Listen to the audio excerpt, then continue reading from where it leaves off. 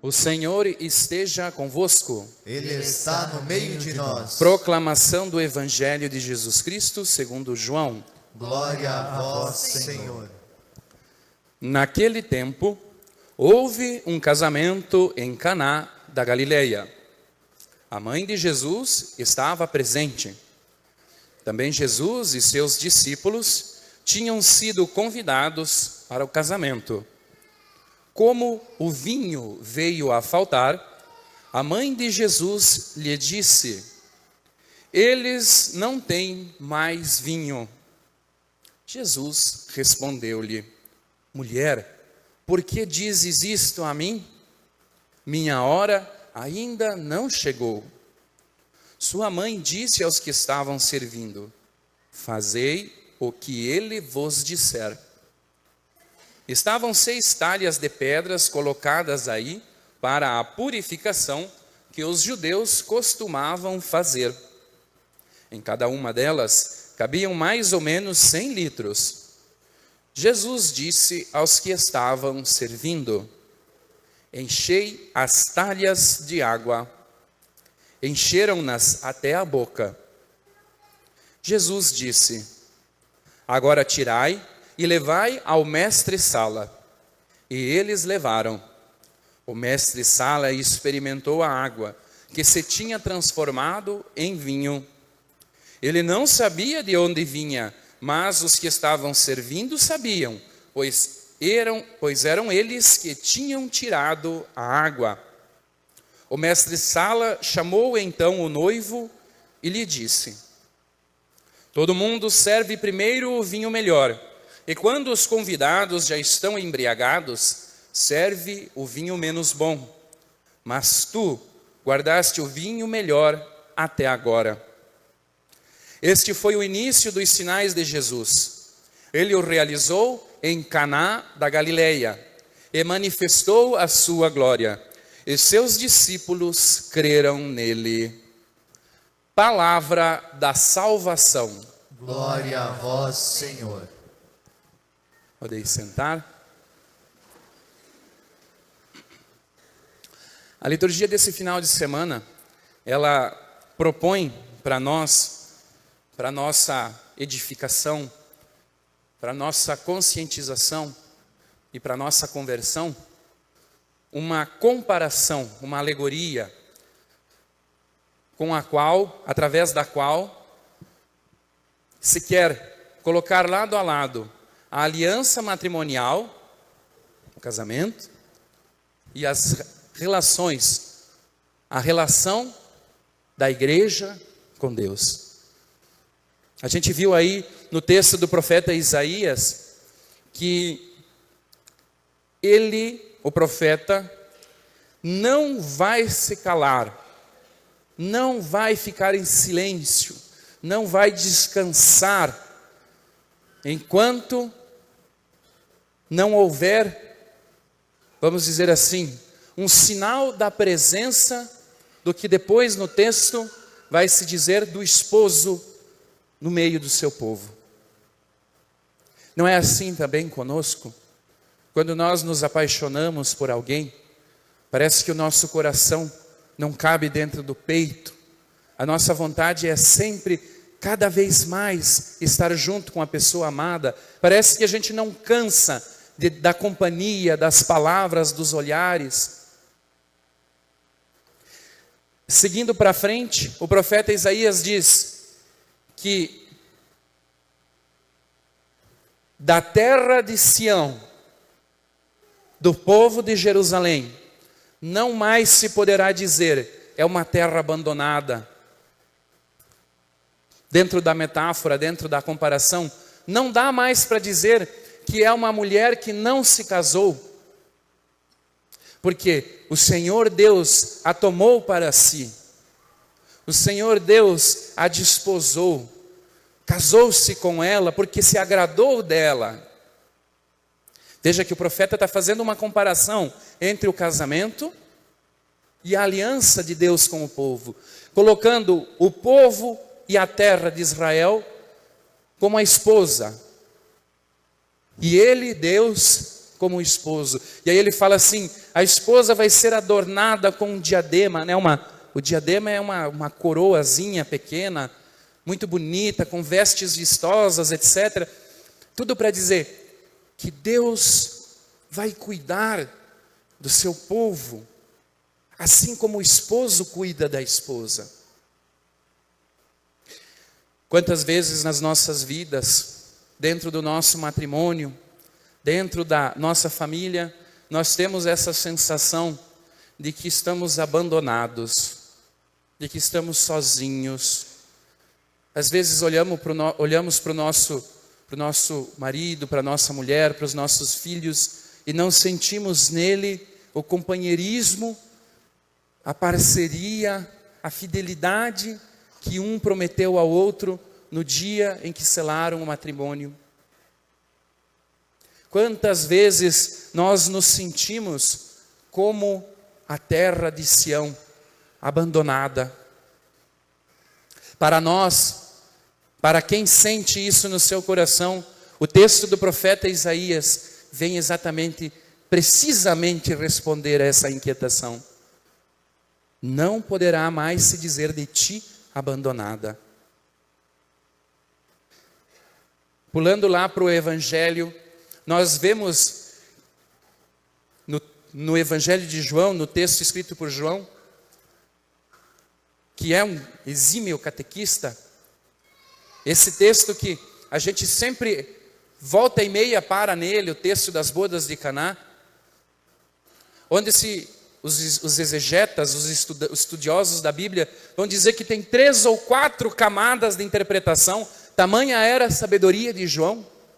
A gente lê primeiro a história do casamento, depois a gente pode fazer uma análise dos matrimônios, depois ainda se pode fazer uma análise das relações que Jesus quer inaugurar com a humanidade. Em Caná, o Senhor está nos ensinando, primeiro, que o matrimônio só funciona, só tem alegria, só tem contentamento, felicidade, se ele não for a 2, for a 3. O marido, a mulher e Jesus.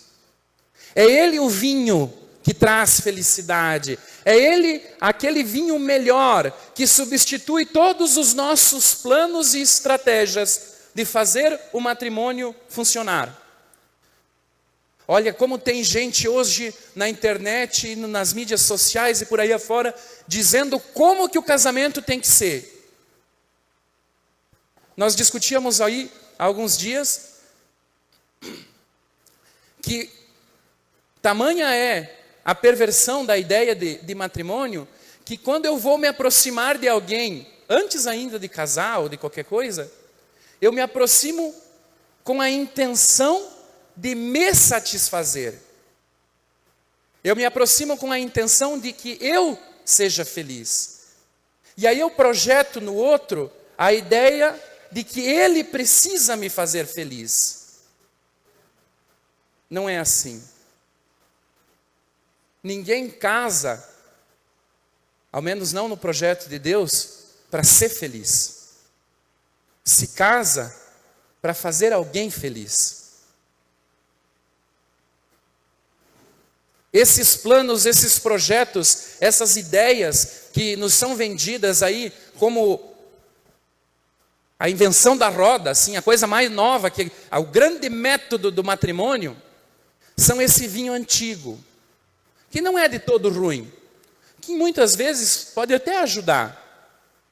Mas quando comparado ao ensinamento de Jesus, o mestre Sala diz: mas olha, você deixou o vinho melhor para agora. Quer dizer, quando eu cuido da minha relação matrimonial aos moldes da relação que Cristo tem com a igreja, tudo aquilo que eu tentei antes se torna uma coisa pequena.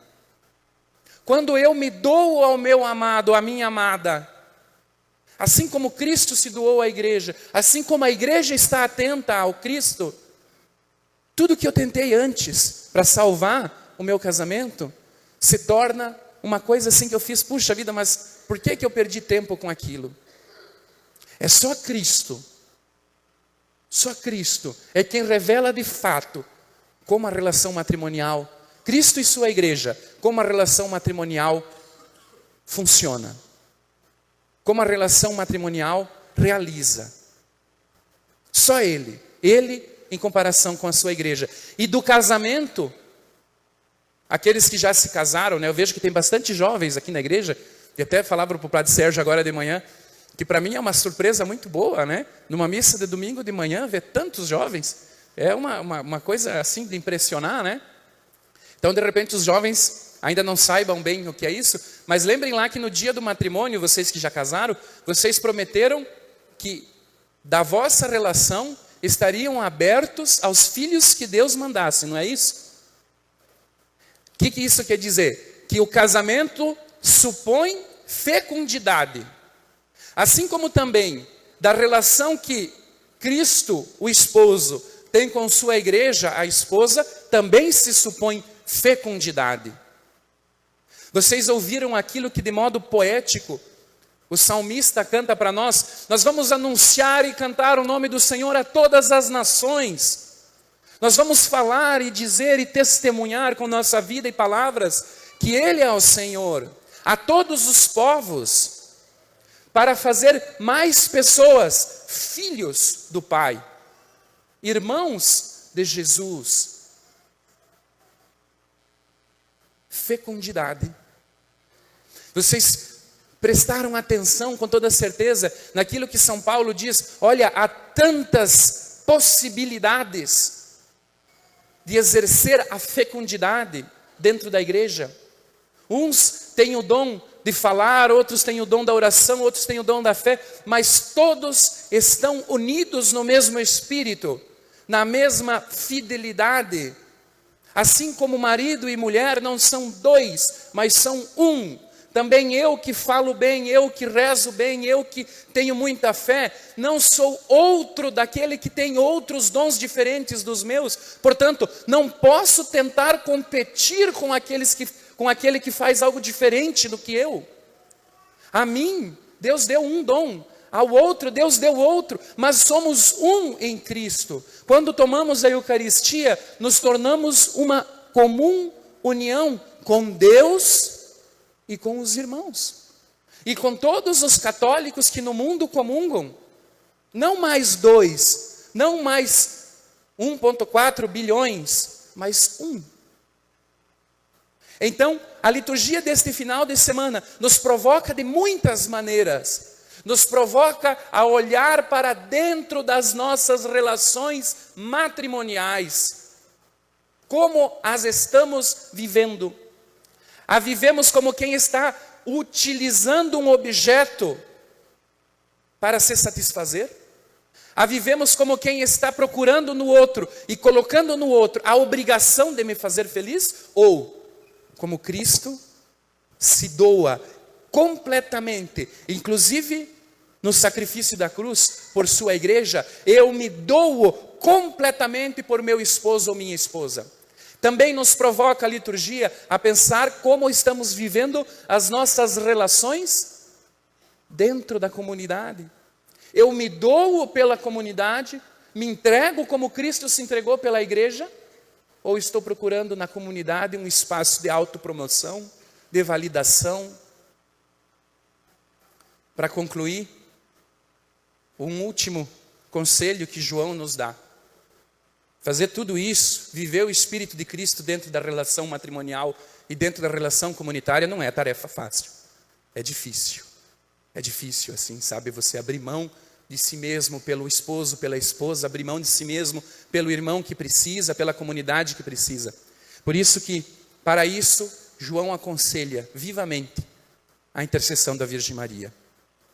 É ela que ensina, é ela que aponta, é ela que mostra o caminho.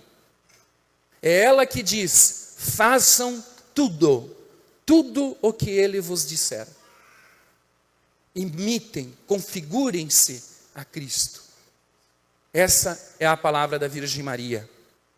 Façam tudo como Ele fez, como Ele amou, como Ele sonhou Enfim, sejamos todos nós imitadores de Jesus, para que assim possamos viver um bom matrimônio e uma boa relação comunitária. Louvado seja nosso Senhor Jesus Cristo. Para sempre seja louvado.